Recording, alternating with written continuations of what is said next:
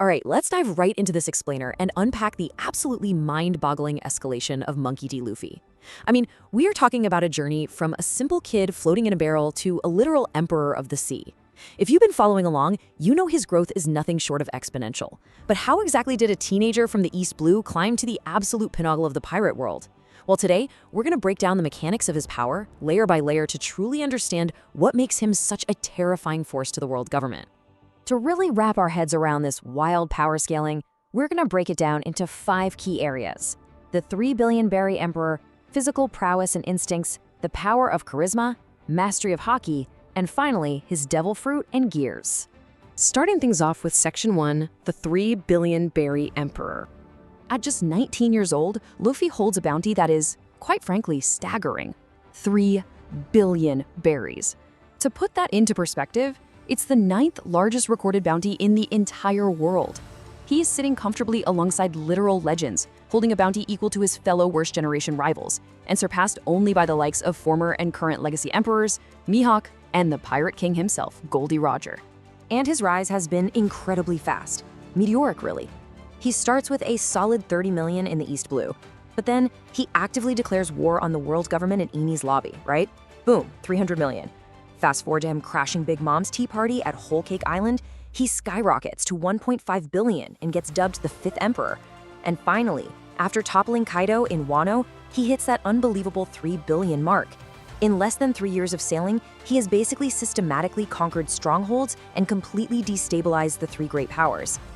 Moving on to Section 2, physical prowess and instinct. Before we even get to the magic or the spiritual energy, we have to talk about his foundation. His body is literally forged in sheer trauma and endurance.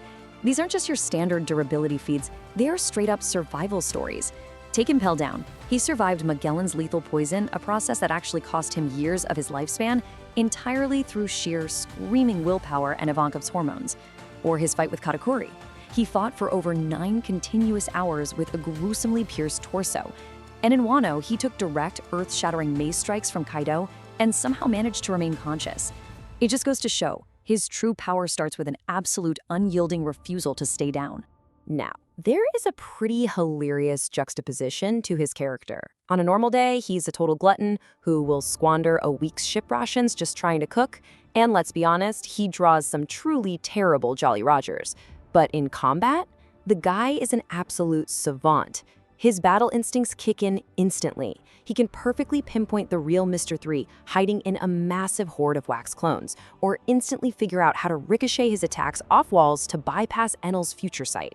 His battle creativity is just off the charts, constantly adapting to his environment to survive. Let's slide into Section 3, the power of charisma. This is a trait that requires 0 physical exertion, but it might just be his most potent weapon. Draculate Mihawk, the world's greatest swordsman, was watching Luffy during the Summit War, and he really hit the nail on the head.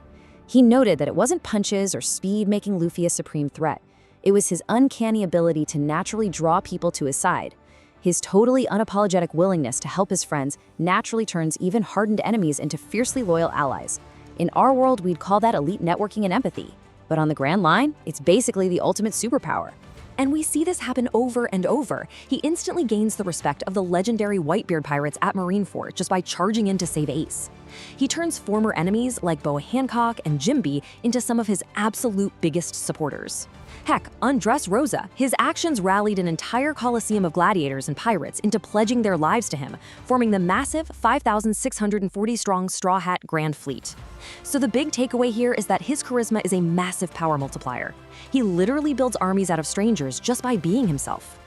All right, on to Section 4, Mastery of Haki.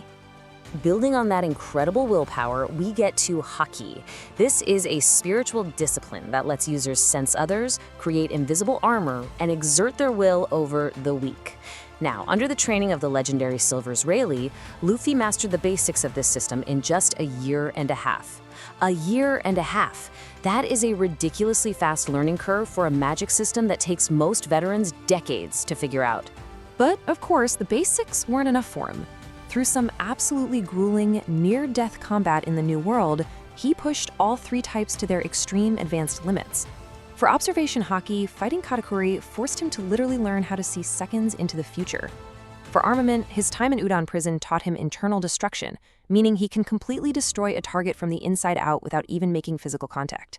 And finally, there's Supreme King haki, which only one in several million people even possess. To really put that Supreme King haki into perspective, 50,000. On Fishman Island, Luffy knocked out 50,000 members of the new Fishman Pirates instantly. He didn't even throw a single punch. Just a burst of his dominant willpower cleared half an army off the battlefield. But the real game changer was weaponizing it. During the raid on Onigashima, Luffy figured out how to infuse his strikes directly with Supreme King haki. By taking this supreme willpower and pumping it directly into his attacks, he clashed so hard with the Emperor Kaido that the impact literally split the sky in half. No joke, split the heavens. That's a feat we'd previously only ever seen from legendary titans like Roger or Whitebeard. And finally, Section 5, Devil Fruits and Gears. When you combine his physical endurance and his haki with his ultimate power, it's a masterclass in battle creativity. We literally watch a mechanical evolution of his body. He invents Gear 2 by using his rubber blood vessels to pump blood faster, turning himself into a high-speed engine. Then comes Gear 3, where he inflates his actual bone structure to deliver devastating, giant-sized strikes. And over the time skip, he creates Gear 4. He inflates his muscles, coats them heavily in armament haki, and gives us these incredible forms like the Bouncing Boundman, the Immovable Tank Man, and the wildly unpredictable Snake Man. But here is the massive, world-breaking twist from the Wano arc. His fruit? It wasn't actually a standard paramecia type that just makes your body rubbery. It's the Hito Hitonami, Model Nika, a mythical Zoan fruit.